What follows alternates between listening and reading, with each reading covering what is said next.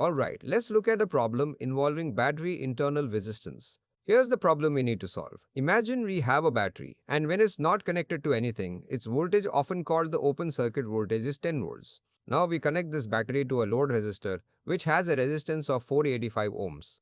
When we measure the voltage across the battery terminals while it's connected to this load using a fancy ideal voltmeter, we find it's a little less, specifically 9.7 volts. So the question is, what is the internal resistance of this battery? And we are given four options.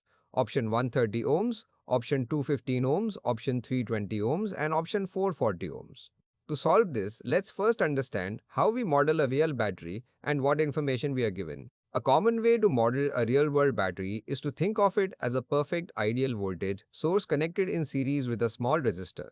That small resistor represents the battery's internal resistance. This is why when you connect a load, the voltage you measure at the battery's terminals is actually less than its ideal open circuit voltage. Some of that voltage is dropped across that internal resistance.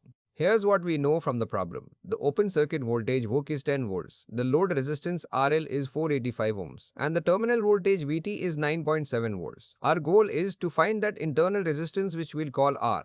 Let's break down how to solve this step by step. Step 1. We need to figure out how much current is flowing in this circuit. Remember, the terminal voltage is the voltage that appears across the load resistor.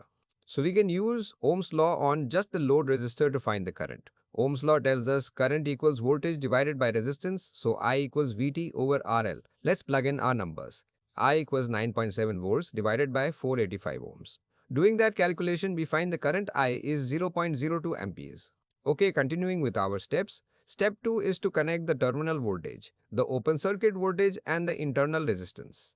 The terminal voltage is essentially the battery's ideal voltage minus the little bit of voltage that gets lost across its own internal resistance. That voltage drop across the internal resistance is given by the current I times the internal resistance R. So our equation is VT equals VOC minus I times R. Alright, final steps. Step 3 is simply solving this equation for the internal resistance R. We can rearrange the equation we just saw.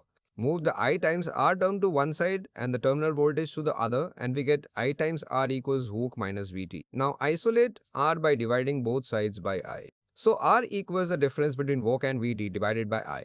Let's substitute the values we know. R equals 10 volts minus 9.7 volts, all divided by 0.02 amperes. That numerator is 10 minus 9.7, which is just 0.3 volts divided by 0.02 amperes.